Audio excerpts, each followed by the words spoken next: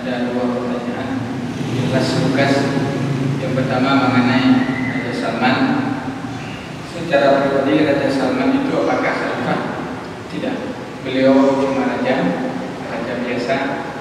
Cuman beliau banyak kontribusinya untuk umat Islam. Itu mengenai bahwa ada sebagian yang tidak pakai jilbab yang bersama rombongan dalam kita lihat di TV misalnya. Itu persoalan pribadi mereka. Kalau kita buka ranah ada juga jawabannya nantinya. Ada nanti pandangan jumhur, ada pandangan intinya muka dan buat pandangan jumhur boleh. Selainnya ini persoalannya. Ya. Jadi apakah Raja Salman raja beliau seperti biasa cuma kontribusinya baik? Apakah khalifah? Belum. Kita belum melihat beliau sebagai seorang khalifah.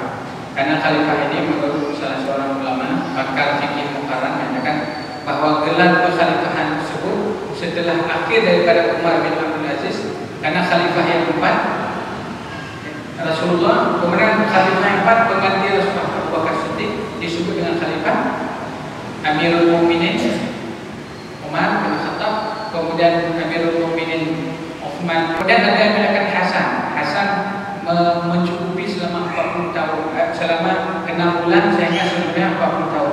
Jadi setelah periode itu, bahkan ada yang mengatakan Umar bin Abdul Aziz terakhir, cucunya Umar bin Khattab, setelah itu tidak ada lagi era kekhalifahan. Walaupun dulu ada kerajaan namanya Turki Utsmani, ada yang mengatakan itu juga kekhalifahan. Tetapi sesudah itu tidak, hanya bersifat raja-raja saja, sama seperti raja-raja yang lain. Cuma kita lihat nanti kontribusi untuk kaum muslimin itu saja. Jadi secara pandangan beliau bukan khalifah, sehingga tidak perlu kita berbaiat bahwa kita menjadikan beliau sebagai pemimpin kaum muslim, tidak. Walaupun ada sebahagian raja yang pengen jadi khalifah kaum muslimin, tapi belum masanya.